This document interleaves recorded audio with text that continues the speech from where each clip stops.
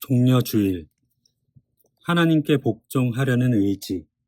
누가복음 19장 26절에서 46절, 시편 24편 1절에서 10절.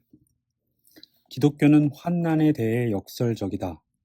가난한 자가 복이 있지만 우리는 사회 정의와 구제를 통해 최대한 가난을 퇴치해야 한다. 박해받는 자가 복이 있지만 박해를 피해 다른 지역으로 이동할 수 있고, 겟세마네에서 기도하신 우리 주님처럼 박해를 면하게 해달라고 기도할 수도 있다. 하지만 고난이 유익하다면 피하기보다 도리어 자원하여 당해야 하지 않을까? 이에 대해 나는 고난 자체는 유익하지 않다라고 답하겠다. 고통스러운 경험이 주는 유익이 있다면 고난당하는 사람은 하나님의 뜻에 복종하게 되고, 이를 지켜보는 사람들은 긍휼이 샘솟아 자비로운 행위를 하게 된다는 것이다. 세상이 타락하여 아직 온전히 구속되기 전인 만큼 다음과 같이 구분하면 좋겠다. 첫째, 하나님이 내려주시는 단순한 선이 있고, 둘째, 반항하는 피조물에게 나오는 단순한 악이 있다.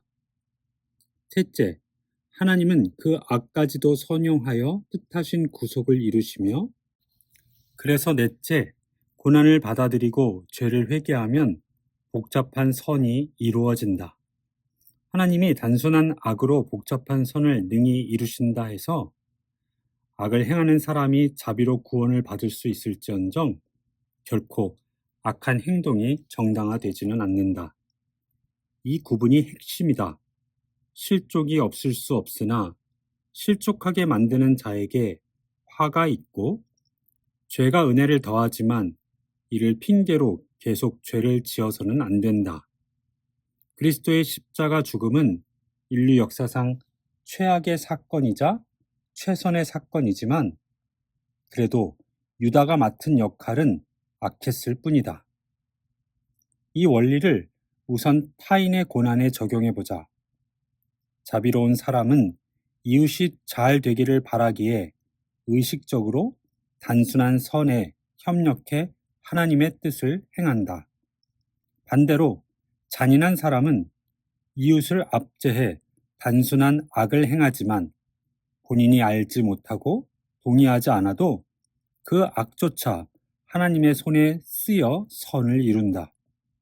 전자는 아들로서 하나님을 섬기지만 후자는 도구로 쓰는 것이다.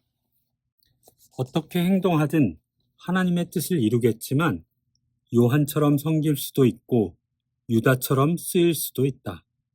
요약하자면 세상이 돌아가는 이치에 선인과 악인의 충돌도 내포되어 있다. 잔인한 사람의 잔인한 행위가 허용되는 결과로 용기와 인내와 긍휼과 용서라는 선한 열매가 맺힌다. 그런데 이는 선인의 평소에 단순한 선을 추구한다는 사실을 전제로 한다. 평소에라 함은 인간에게 동료 인간을 아프게 할 권한이 주어질 때도 있기 때문이다. 다만 그 필요성이 절박하고 결과가 명백히 선할 때에 하나며, 고통을 가하는 사람 쪽에서 확실한 권위가 있어야 한다. 예를 들어 부모의 권위는 인륜에서 비롯되고, 판사나 군인의 권위는 시민사회의 산물이며, 의사의 권위는 다분히 환자에게 기인한다.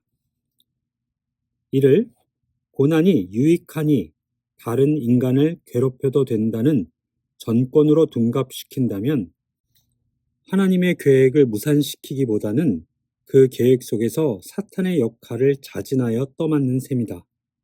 사탄의 일을 하려면 사탄이 받을 품삯을 예상해야 한다. 자신의 고통을 피하는 문제에도 답은 비슷하다. 일부 금욕주의자가 실천해 온 고행이 있다. 이런 극한 훈련이 현명한지는 평신도인 내가 왈가왈부할 일이 아니다. 다만 고행의 이점이 무엇이든 간에 하나님이 보내시는 환난과 사뭇 다른 것만은 분명하다. 누구나 알다시피 금식은 어쩌다 밥을 굶거나 가난해서 끼니를 거르는 것과는 다르다. 금식은 의지로 식욕에 맞선다. 그래서 극기라는 보상이 따르지만 교만해질 위험도 있다. 반면 부득이한 굶주림은 식욕만 아니라 의지까지도 하나님의 뜻에 종속시킨다. 그래서 복종의 계기가 되지만 반항할 위험도 따른다. 다행히 고난의 구속 효과는 주로 반항 의지를 누그러뜨림으로 나타난다. 본래 고행을 실천하면 의지가 강해지지만 고행이 유익하려면 의지를 단속할 수 있어야 한다. 그렇게 준비해야 전 존재를 하나님께 드릴 수 있다. 고행은 수단으로만 필요할 뿐 목적으로 삼기에는 가증스럽다. 욕구를 의지로 대체한 뒤 거기에서 멈추면 동물적 자아가 악마적 자아로 바뀔 뿐이기 때문이다. 그러니 금욕도 하나님만이 하실 수 있다라는 말은 진리다. 환란이 효과를 제대로 발휘하려면 평소에 합법적 방법으로 힘써 본능적 악을 삼가고 본능적 선을 추구했어야 한다. 환난은 그런 세상을 전제로 한다. 의지를 하나님께 복종시키려면 의지가 있어야 하고 더불어 그 의지가 작용할 대상들이 있어야 한다. 기독교에서 말하는 내려놓음이란 금욕적 초탈이 아니라 합법적이지만 하나님보다는 못한 다른 목적들 대신 기꺼이 하나님을 앞세우는 자세다. 그래서 온전한 인간이신 그리스도도 의지를 품고 겟세마네로 가셨다. 아버지의 뜻에 부합한다면 고난과 죽음을 면하고 싶은 강한 의지가 있었다. 물론 그 의지가 아버지의 뜻에 어긋난다면 철저히 순종하실 각오도 되어 있었다. 일부 지도자는 우리에게 그리스도의 제자가 되는 순간 완전히 내려놓을 것을 권한다. 내 생각에 이는 철저히 준비된 상태를 뜻한다. 언제든 하나님이 명하실 때에 구체적으로 뭔가를 내려놓으면 되지 매 순간 막연히 그분께 복종할 생각만 하면서 살아갈 수는 없기 때문이다. 무슨 일로 복종해야 할지는 매번 달라질 수 있다. 내 뜻을 하나님의 뜻에 복종시키는 것이 내 뜻이다 라는 말은 모순처럼 들리는데 문장 맨 앞에 나오는 내 뜻에는 아무런 내용이 없기 때문이다. 물론 우리는 다 고통을 피하려고 지나치게 애쓴다. 그러나 고통을 면하려는 의지도 합법적 범위에서 잘 다스려진다면 이치에 어긋나지 않는다. 즉, 그런 의지는 피조물의 삶이 돌아가는 전체 체계에 부합하며 구속을 이루는 환난의 효과도 이에 맞추어 설계되어 있다.